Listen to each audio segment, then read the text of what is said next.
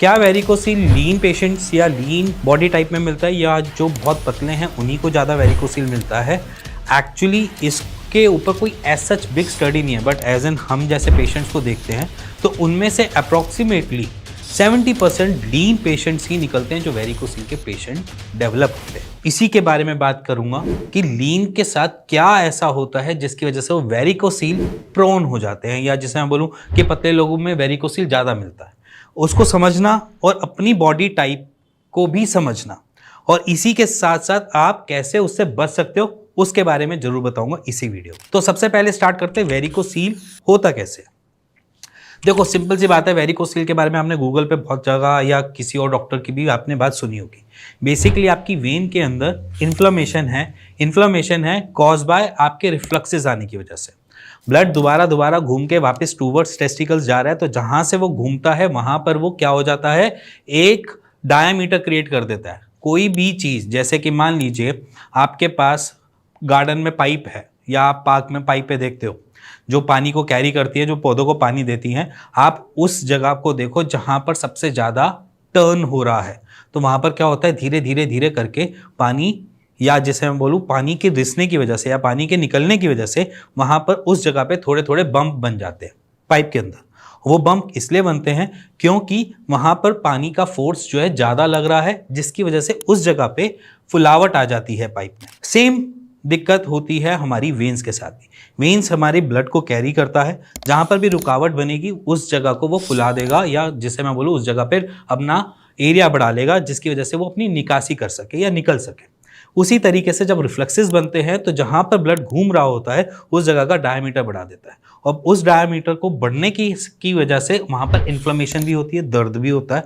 उसी की वजह से सारी दिक्कतें स्टार्ट होती है। तो सिंपली जो फुलावट हो रही है आपकी वेन के अंदर की, वो वेरिकोसील क्रिएट कर रही है। अब इसके पीछे रीजन देखना, जो बेसिकली लीन पेशेंट्स में हमें बेसिक पॉइंट पे मिलते हैं। जैसे कि सबसे पहला रीजन कि अगर लीन पेशेंट कॉन्स्टिपेटेड है तो वो क्या करता है, वो जोर लगाता है। ऑब्वियस सी बात है, चाहे मोटा हो चाहे पतला हो, अगर वो कॉन्स्टिपेटेड है, कब्ज का शिकार है, तो क्या करेगा, जब लैट्रिन करने जाएगा तो वो जोर लगाएगा। अब जब वो जोर लगाता है तो जोर लगाने से क्या होता है कि वो नीचे वाली जगह पे ज़्यादा प्रेशर दे रहा है। अब मान लीजिए कि आप किसी को बार बार प्रेशराइज कर रहे हो, ठीक है, और उस प्रेशर की वजह से कुछ ना कुछ तो वो रिवर्ट बैक करेगा। सेम उसी तरीके से टेस्टिकल्स के पास कोई बोन नहीं है, मेजर बोन, कोई मसल नहीं है, ऐसी कोई बहुत मेजर मसल हो, उसके पास एक सॉफ्ट जगह है जहां पर इम्पैक्ट हमें जल्दी देखने को मिलता है। तो जब आप प्रेशर जनरेट करते हो नीचे की तरफ टूवर्ड्स अपना स्टूल निकालने की तरफ, तो उसका प्रेशर आपके स्क्रोटम की तरफ भी बढ़ता है, और उस प्रेशर की चोट से बार बार वहां की वेन जो है वो डैमेज होनी चालू होती है, और उस प्रेशर की वजह से वहां पर डैमेज ज़्यादा होने की वजह से रिफ्लक्सेस बन जाते हैं, जिसकी वजह से हम दिक्कत वेरिकोसिल की तैयार हो जाती है। पहला रीजन जो कॉन्स्टिपेशन के पेशेंट्स में दिखाई देने को मिलता है। अब सेकंड रीजन जो मेजरली लीन पेशेंट के अंदर भी चलता है और वो चाहता है वैसा दिखे या वैसा वो करे, तो सेकंड रीजन आ जाता है हमारा जिम या कोई भी एक्सरसाइज वाली एक्टिविटीज़। जैसे मान लीजिए कि मैं अगर पतला होता तो मेरे को अपने शरीर को बनाने के लिए एक ही ऑप्शन मिलता, वो मिलता जिम, और मैं जिम जाता। मैं जिम में जाता, एक्सरसाइज करता कि मैं अपनी फिजिक को थोड़ा सा बिल्डअप कर सकूं। अब जब हम जिम जाते हैं तो हम क्या करते हैं, हैवी वेट लिफ्टिंग करते हैं या साइकिलिंग करेंगे या रनिंग करेंगे, कुछ ना कुछ ऐसी एक्टिविटीज़ में हम इंडल्ज हो जाते हैं। जब वो इंडल्ज होते हैं तो हमारी बॉडी क्या करती है, प्रेशर लेती है। मान लीजिए अगर आप पतले हो, मोटे हो, कैसे भी हो, या एक जनरल नॉर्मल फिजिक भी हो, जब भी आप कोई 2.5 किलो का वजन भी उठाओगे या 5 किलो का भी वजन उठाओगे तो आप अपने कोर को टाइट करोगे, पेट को टाइट करोगे। जब आप पेट को टाइट करोगे तो क्या करेगा, प्रेशर बनाएगा।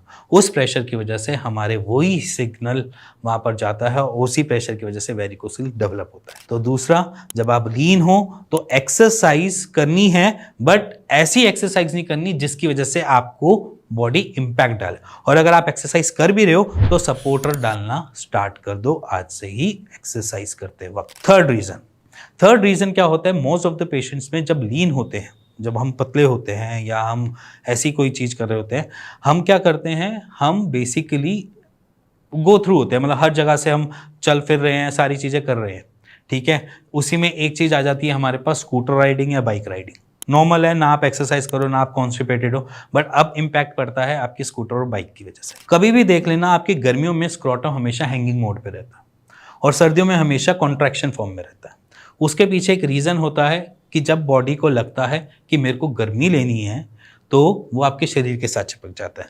जब उसको लगता है मेरे को हवा चाहिए, ठंडक चाहिए, तो वो लटकता है।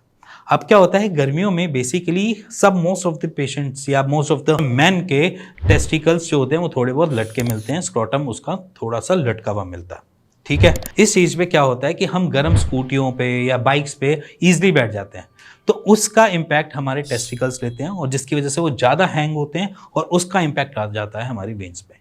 ये मेजर 3 कारण हैं जिसकी वजह से वेरिकोसिल ज़्यादा बनता है पतले लोगों में। अब इन रीज़न को आपने अवॉइड करना है। सबसे पहले चीज़, रीज़न तो आपको पता चल गया कि रूट क्या है, सबको पता चल गया ना कि रूट क्या चीज़ है जिसकी वजह से मेरे को वेरिकोसिल बन सकता है।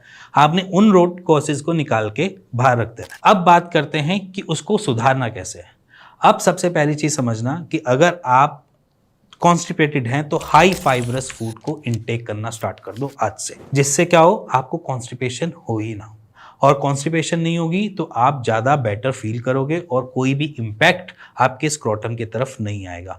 तो उसका एक डाइट है जो मैंने आपकी स्क्रीन पे चला रखा है, आप इसका स्क्रीनशॉट ले लेना और अपने पास रख लेना। ऐसी चीज़ों को ज़्यादा इनटेक करो जिससे आपको कॉन्स्टिपेशन ना बने। अब बात करते हैं सेकेंड, जब आप जिमिंग ज्वाइन करते हो या कोई भी ऐसी जगह ज्वाइन करते हो तो सपोर्टर पहनना मैंडेटरी है। सपोर्टर पहनना है, जिम में जाना है तो कोई स्ट्रेंथ की ट्रेनिंग करनी है तो करो, मना नहीं है, बट अपने बॉडी से एक्सट्रीमली वेट उठाने की पावर मत दिखाओ, ना किसी को दिखाने की जरूरत पड़े।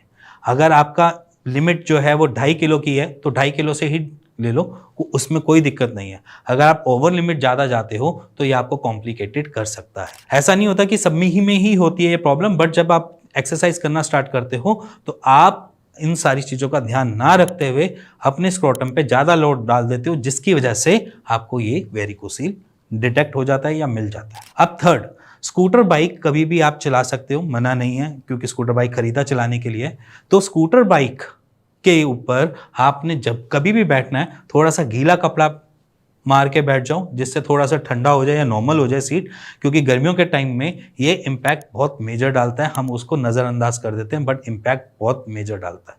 तो इसीलिए स्कूटर पे बैठ रहे हो या बाइक पे बैठ रहे हो, किसी भी चीज़ पे बैठ रहे हो, तो उस पर थोड़ा सा गीला या कोई भी हल्का सा कपड़ा मार देना है, जिससे वहाँ का टेम्परेचर थोड़ा नॉर्मल हो जाए, गर्माहट आपके स्क्रोटम तक ना पहुँचे, जिसकी वजह से आपको कोई कॉम्प्लिकेशंस ना क्रिएट हो। अगर आप कुछ जानना चाहते हो, समझना चाहते हो वेरिकोसिल के बारे में, तो नीचे कमेंट करके मेरे को पूछ सकते हो कि इसको कैसे करें या इसको किस तरीके से करना चाहिए। साइड बाय साइड आप अपनी रिपोर्ट्स मेरे को नीचे दिए हुए व्हाट्सएप नंबर पे शेयर कर सकते हो, मेरी टीम से बात कर सकते हो और उसका एक राइट सोल्यूशन दे सकते हो। इसी के साथ मिलेंगे नेक्स्ट वीडियो के लिए, तब तक नमस्कार।